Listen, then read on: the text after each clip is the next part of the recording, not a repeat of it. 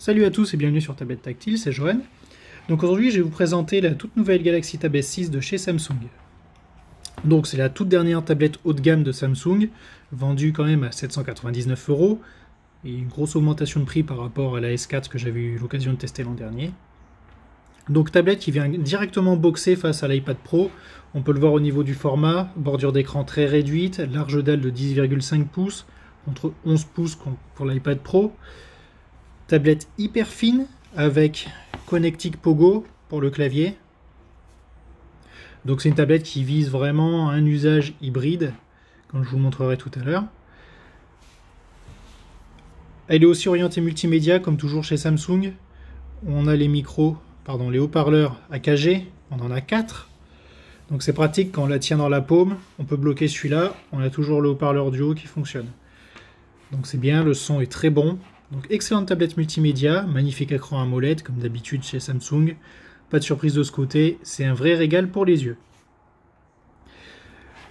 Que dire de cette tablette sinon qu'elle est hyper puissante, hein. Snapdragon 855, c'est la première fois que sur une Galaxy Tab, Samsung utilise un processeur vraiment de son époque. Sur les anciennes S4 par exemple, c'était un Snapdragon 835 qui était déjà dépassé à l'époque où il était sorti par le 845.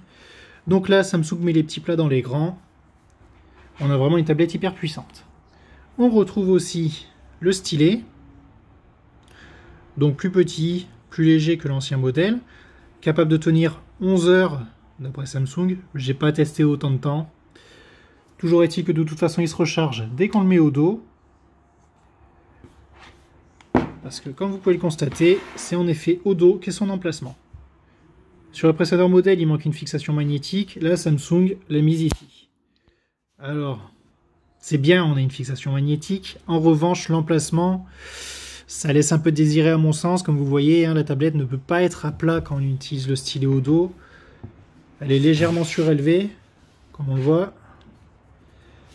Et ça appuie sur le stylet. Donc, qu'en est-il de la durabilité? J'ai pas conservé la tablette assez longtemps pour vous le dire.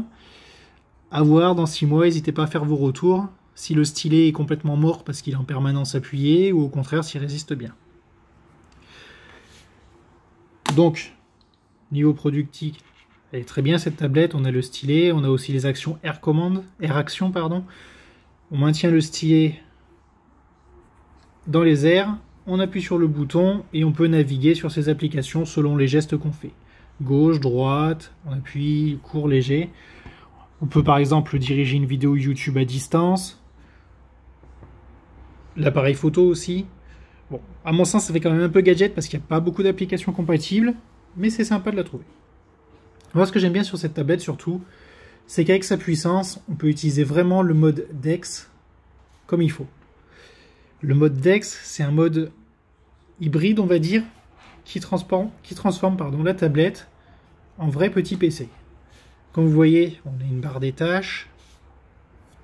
On branche le clavier dessus, vendu séparément bien évidemment, et on peut faire de la productique dessus.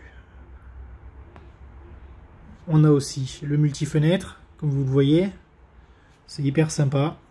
Vous pouvez redimensionner vos fenêtres. C'est vraiment comme sur un ordinateur. Il y a de plus en plus d'applications compatibles, même si certaines ne le sont pas encore. Donc le mode DeX vraiment très sympathique.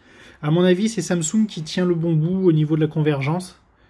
C'est-à-dire la possibilité de transformer vraiment...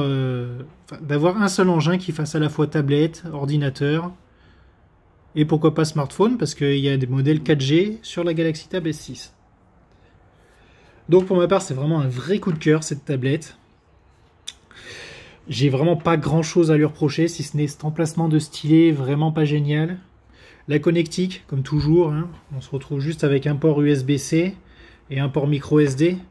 Ça fait un peu léger, mais ça malheureusement c'est devenu la mode sur toutes les tablettes. Donc j'ai vraiment pas grand chose à lui reprocher. Son autonomie est aussi très bonne. On a une autonomie d'environ 15 heures en vidéo sans activer la connectivité. C'est moins bon que la S4, mais ça reste quand même une tablette très endurante. Là, ça fait plusieurs jours qu'elle est allumée. Je ne l'ai pas utilisée non plus des masses, mais ça doit faire 4 jours qu'elle est allumée. Il me reste 40% de batterie. J'ai quand même joué 2 heures hier à un jeu dessus. Et vous voyez, elle est toujours là. Donc très bonne autonomie. Voilà.